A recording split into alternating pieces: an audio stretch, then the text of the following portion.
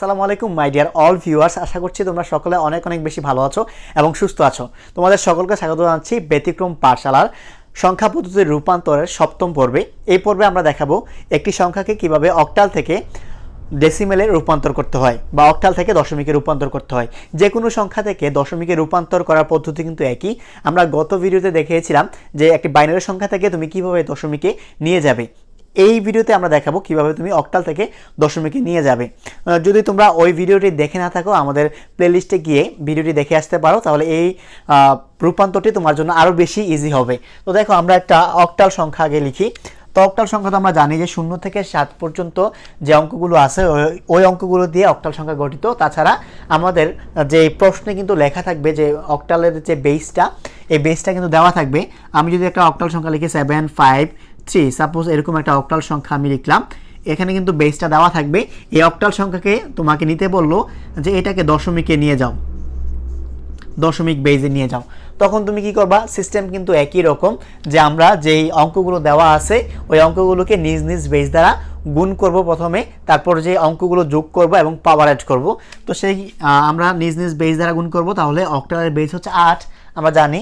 তাহলে 8 দ্বারা গুণ করব, প্লাস এখানে 7 × 8 প্লাস 5 × 8 প্লাস 3 × 8।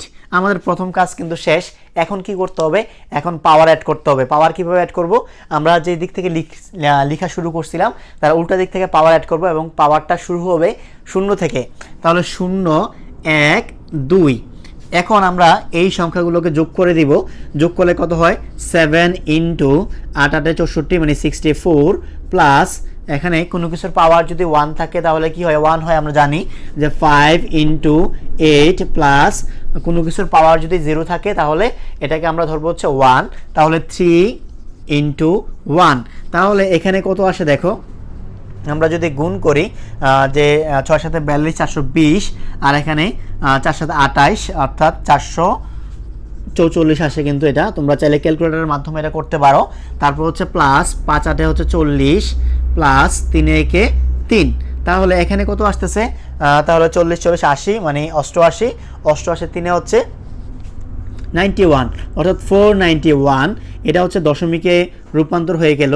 যে 753 বা 753 এর দশমিক মান হচ্ছে 491 অথবা 491। আসলে আশা করছি তোমরা এই রূপান্তরটি বুঝতে পারছো। তো আমরা এখন একটা দেখাইলাম যে কিভাবে একটা পূর্ণাংশকে তোমরা দশমিকে রূপান্তর করতে পারো। এখন আমরা দেখবো যে একটা ভগ্নাংশ সংখ্যা বা দশমিক সংখ্যা কিভাবে আমরা অক্টালে রূপান্তর করতে পারি। সিস্টেমটা একই রকম, জাস্ট একটু ভিন্ন রকম। তো আমরা একটা দশমিক সংখ্যাও দেখে নিই যে কিভাবে দশমিক সংখ্যাকে রূপান্তর করা লাগে। তো এখন আমরা একটা দশমিক সংখ্যা, দশমিক সংযুক্ত সংখ্যা, দশমিক না এক্স্যাক্টলি, এখানে আমরা মানে ভগ্নাংশ বা পয়েন্ট চিন্তা করতে পারি। কারণ দশমিক বললে অনেকে মনে করতে পারে যে দশমিক তো একটা সংখ্যা পদ্ধতির নামই। তো আসলে আমরা একটা 7 তো লিখছি, এখন আমরা লিখি যে 63.25 এরকম একটা যে পয়েন্ট যুক্ত সংখ্যা, এটা অক্টালে দেওয়া আছে এবং এটাকে রূপান্তর করতে বললো আবার দশমিকে। এখন আমরা ওই যে সিস্টেমে আমরা যেভাবে পূর্ণাংশটা যেভাবে করছিলাম একইভাবে কিন্তু আবার এখানেও করব।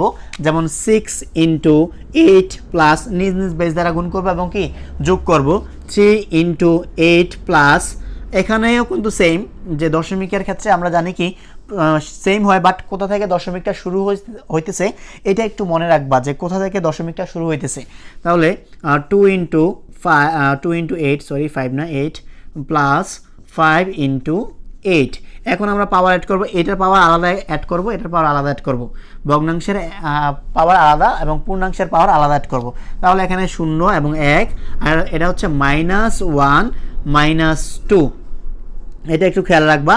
তাহলে আমরা যদি এখানে করি যে কোনো কিছুর পাওয়ার 1 মানে যা আছে তা, তাহলে আচ্ছা আমরা একটু ভাঙা লিখি 6 × 8 প্লাস 3 × 1 প্লাস 2 × এখানে 1 বাই মানে ইনভার্স 1, এখানে যে 8 ইনভার্স 1, এখানে তুমি কি করবা যে 1 বাই কোনো কিছুর যদি ইনভার্স থাকে তখন তুমি ইনভার্সের জন্য একটা 1 চিন্তা করবা, আর এখানে যে পাওয়ার যেটা আছে এটা সরাসরি বসে দেবা 8^1, অথবা আমরা লিখতে পারি যে 1/8, 8^1 মানে 8 আমরা জানি, প্লাস বা কোনো কিছুর পাওয়ার 1 থাকলে সেটা যেই সংখ্যাটা আছে ওই সংখ্যাটি হয়, আবার 5 × 1/8² মানে আমরা একটু তাড়াতাড়ি লেখার জন্য এটা একবারে লিখে দিলাম যে 64। এটাও যদি করা যায় তো এখানে যদিও যে এখানে পাওয়ারটা তো আমরা এখানে ভেঙে দিছি, তো এখানে আমরা ভেঙে দিলাম পাওয়ারটা, একই লাইনে করে ফেললাম। তো 6 × 8 48 প্লাস এখানে 3 × 3 প্লাস এখানে কিন্তু কাটাকাটি করতে পারবা তুমি, চাইলে 1/4 লেখা যায়, যে 1/4 হচ্ছে 0.25 মেবি, আমি একটু শিওর হয়ে নেই যে 1/4 মানে কত, তোমরা ক্যালকুলেটরে করবা অবশ্যই। তাহলে 1/4 1/4 এখানে আসতেছে হচ্ছে 0.25, হ্যাঁ রাইট এটা। তারপর প্লাস এখানে 5/64, তাহলে আমরা হচ্ছে 5/64 5/64 মান আসতেছে হচ্ছে 0.078, তাহলে 0.078। তাহলে এই মানগুলো যদি আমরা একত্রে যোগ করি এটা হবে 53, এটার কোনো প্রবলেম নেই, এটা 53 আসবে পয়েন্ট। এটা যদি যোগ করি তো আচ্ছা আমরা এখানে যোগটা করে নিই, তুমি চাইলে এই ক্যালকুলেটরের মাধ্যমে এই সম্পূর্ণ যোগটা করে ফেলতে পারবা। তাহলে 48 আমরা শুরু থেকে করি, প্লাস 3 প্লাস 0.25, আমার একটু লেট হচ্ছে কারণ ঘড়িতে করতেছি, তো তোমরা আসলে ক্যালকুলেটরে করবা, তো তোমাদের আশা করি লেট হবে না। প্লাস 0.078, আচ্ছা এখানে 51 কেন আসতেছে, আচ্ছা আমরা এখানে ভুল লিখছি, আসলে এটা 53 হবে না, এটা অবশ্যই 51 হবে, এবং 51.328, আসলে এইটা হচ্ছে আমাদের যেই অক্টাল থেকে দশমিকের রূপান্তর। আশা করছি এটা তোমরা বুঝতে পারছো, খুব ইজি একটা রূপান্তর। আসলে সংখ্যা পদ্ধতির রূপান্তর যদি তুমি বুঝে থাকো তোমার কাছে অনেক বেশি ইজি মনে হবে। তো আশা করছি ভিডিওটি তোমাদের ভালো লেগেছে। যদি ভিডিওটি ভালো লেগে থাকে লাইক কমেন্ট শেয়ার সাবস্ক্রাইব করে আমাদের পাশে থাকো, আর যদি ভালো না লেগে থাকে কেন ভালো লাগেনি আমাদেরকে কমেন্ট করে জানাও, আমরা আমাদের ভুলগুলো সংশোধন করে পরবর্তী ভিডিওতে ফিরে আসবো। সেই পর্যন্ত ভালো থাকবে, সুস্থ থাকবে, আল্লাহ হাফেজ।